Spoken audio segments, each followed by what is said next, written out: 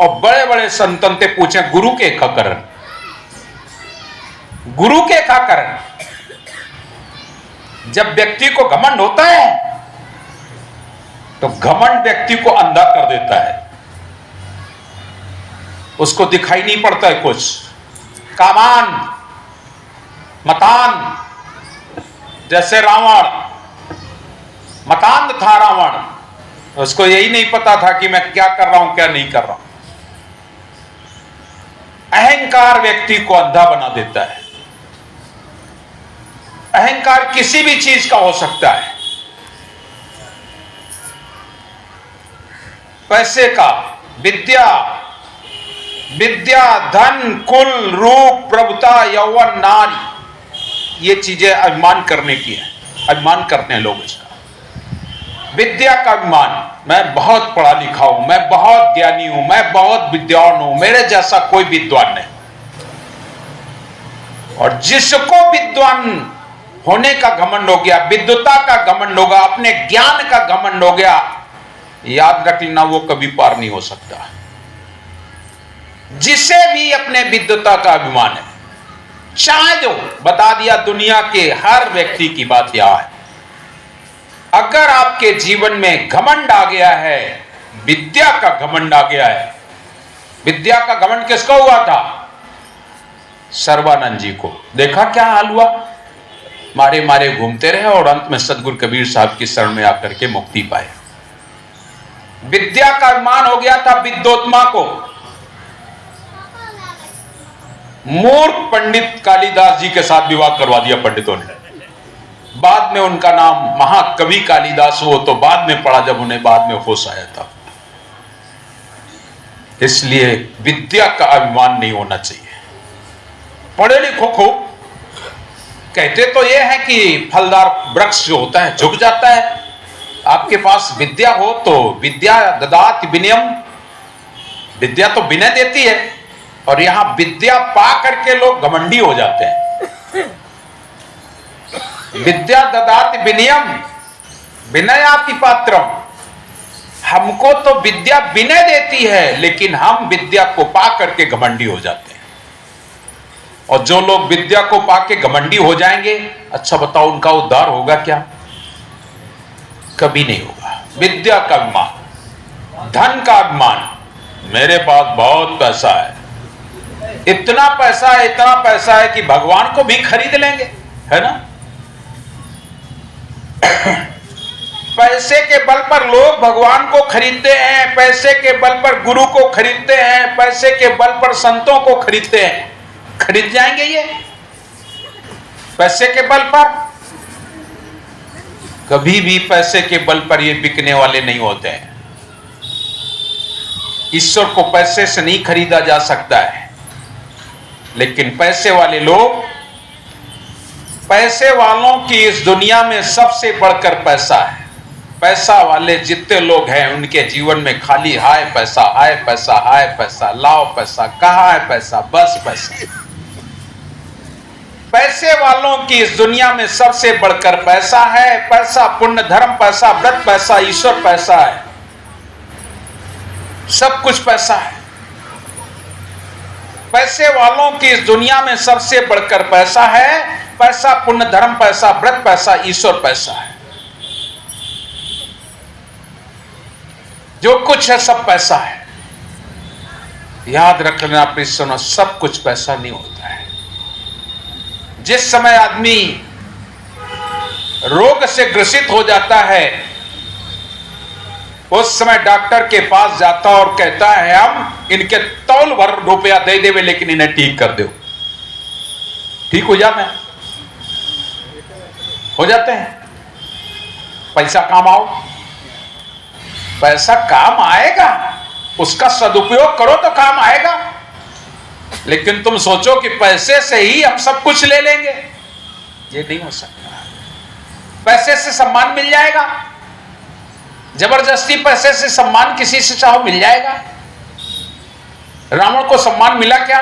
सोने जैसी लंका में रहता था, पैसे से सम्मान नहीं मिलता। गालियां मिलती, गालियां। पैसे वाले लोगों को बहुत गालियां मिलती हैं। किनको? जो अकड़ू होते हैं। पैसा है लेकिन वो दे नहीं सकते, दान नहीं कर सकते, धर्म नहीं कर सकते, गरीब अनाथ असहाय की सेवा नहीं कर सकते, ऐसे लोगों को गालियां देते हैं लोग। तो विद्या का अभिमान, धन का अभिमान और कुल का अभिमान, मैं बहुत बड़ी जाति वाला हूं। जाति का अभिमान अगर हो गया तो भी वो गया काम से। मैं इस जाति का हूं, मेरी तो मुक्ति होगी ही होगी। दुष्दुदुम्बी की हुई मुक्ति क्या? ब्राह्मण था। अजामिल की मुक्ति हुई क्या? ब्राह्मण था। कौन है? राक्षस। रावण को देख लो, पूरे कुलवंश को न। जाति से कोई लेना देना नहीं है। जात न पूछो साधु की, पूछ लीजिए ज्ञान। काम करो तलवार से, पड़ी रहने म्यान। जाति का पुथन्ना ले करके आज भी घूम रहे हैं। इस वैज्ञानिक युग में भी लोग जाति का पुथन्ना लिए घूम रहे हैं। मैं इस जाति का हूं, मैं उस जाति का हूं, मैं उस जाति का हूं। अभी भी लोगों के मन में वही बात होती है। अरे, और बड़ा सुंदर सुंदर उदाहरण दे देंगे तुम्हें।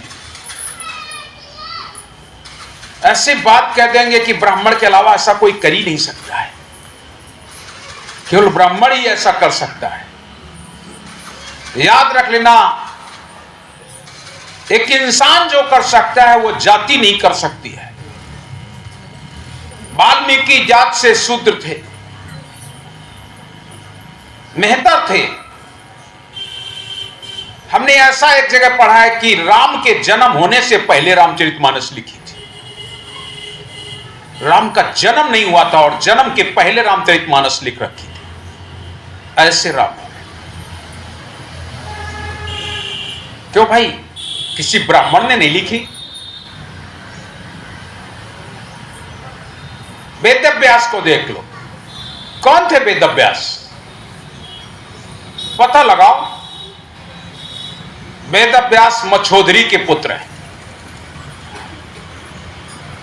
मछोदरी के पुत्र हैं। मैं आपसे निवेदन करता हूं, उस जमाने में जातियां नहीं होती थी। उस समय जातियां नहीं होती थी। ये जातियां अभी आप लोगों ने बना ली। तो विद्या का अभिमान, धन का अभिमान, कुल का अभिमान, रूप का अभिमान। भाई बहुत सुंदर हूं। भाई हो गए सुंदर, लेकिन सुंदर होने से क्या मतलब है जिसके जीवन में गुण सुंदर ना हो? जिसके अंदर गुण सुंदर नहीं है वो किस काम का? रूप का क्या होगा? ये रूप तो क्या कहते हो, एक गाना गाया गया है ना, गोरे रंग पे ना इतना गुमान कर, ये 2 दिन में ढल जाएगा। खाली गोरे रंग पर गुमान कर लो है मैं बहुत सुंदर हूं। सिंगल द्वीप की पद्मिनी संतन देख लजाए। सिंगल द्वीप की पद्मिनी संतन देख लजाए, और ता कारण कुतिया भई तो घर घर डंडा खाए। काकर यह रूप के देखियो का बा। पद्मिनी थी, सुंदर थी, रूपवान थी, लेकिन संतों को देख के लाज कर गई। संत दरवाजे आए तो कहने लगी, अरे हम तो आपके 7 मंजिला मकान में केवल 3-4 मंजिल जानता हूं, नीचे जाते नहीं हूं। मुझे तो बड़ी शर्म लगती है, मैं कैसे जाऊं संत दरस के लिए। नहीं आई, अपने रूप पर इतना अभिमान, नीचे उतर के नहीं आई। मरने के बाद कुतिया हो गई। क्या करोगे सुंदर रूप का? तो विद्या का अभिमान, धन का अभिमान, कुल का अभिमान, रूप का अभिमान और प्रभुता। मेरे पास 6 फैक्ट्री है, 10 गाड़ियां हैं, इतना बड़ा परिवार है, इतना ये मेरे पास है। ये प्रभुता है तुम्हारे पास? रावण से ज्यादा प्रभुता है तुम्हारे पास। 1 लाख पूत 1.25 लाख नाती, ता रावण घर दिया न बाती। सोने सी लंका रही भई धूरा धानी, और सो रावण की साहिबी क्षण माए हैरान। सोने जैसी लंका, 1 लाख पुत्र 1.25 लाख नाती, दोनों काम आओ। आज भी क्या रावण के नाम से राक्षस शब्द हटाया जा सकता है? क्या नहीं हटाया जा सकता। जो किया है वो उसका भोग मिलेगा उसे। तो इसलिए विद्या धन कुल रूप मद प्रभुता, प्रभुता पर भी कभी अभिमान मत करो। यौवन जवानी, जब जवान है फिर को कनाई, और जब आके बुढ़ापा, फिर हमारे बाबूलाल साहब का है, जब तक जवान रहे तो 1.5 टांगते चलते, और आगा बुढ़ापा तो 3 टांगते चलने लगा। धक्का लाग तो ट्रैक्टर की ट्राली किनारे पलट के, आके बुढ़ापा घेर लिया, फिर देखो कैसी दशा भाई। बुढ़ापा आ गया है, अब देखो। इसलिए हमें अपने यौवन का भी घमंड नहीं करना चाहिए। विद्या धन कुल रूप प्रभुता यौवन नारी, पत्नी का घमंड कभी नहीं करना चाहिए। हमारी पत्नी बहुत सुंदर है, हमारी पत्नी बहुत ऐसी है, वही बस। अरे पत्नी तुम्हारी है, लेकिन सभी माताएं माताएं। राजा जनक ने सुखदेव जी को यही संदेश दिया था, मां मां होती है, सबकी मां मां है।